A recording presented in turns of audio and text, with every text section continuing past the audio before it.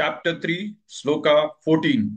Annad bhavanti bhutani. Annad bhavanti bhutani. Annad bhavanti bhutani. Parjanyat anna sambhavah. Parjanyat anna sambhavah. Parjanyat anna sambhavah. Annad bhavanti bhutani. Parjanyat anna sambhavah.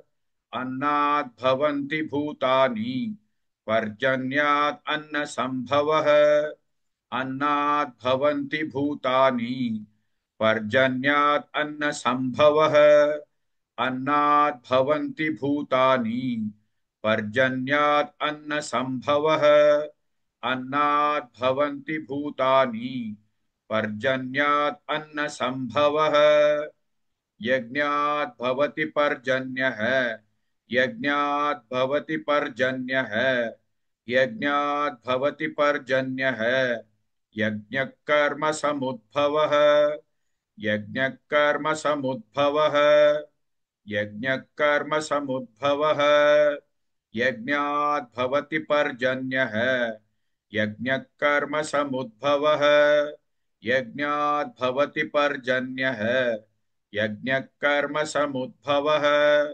यज्ञात् भवति पर्जन्यः यज्ञकर्म समुद्भवः यज्ञात् भवति पर्जन्यः यज्ञकर्म समुद्भवः यज्ञात् भवति पर्जन्यः यज्ञकर्म समुद्भवः अन्नाद् भवन्ति भूतानि पर्जन्यात् अन्न संभवः यज्ञात् भवति पर्जन्यः यज्ञकर्म समुद्भवः.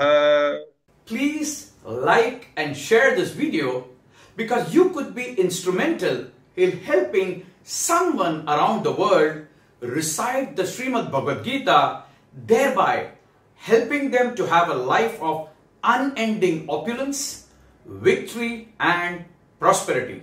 This is mentioned in chapter 18, Sloka 78. Yes, don't forget to buy my book, Leadership Can Be Child's Play. Namaste.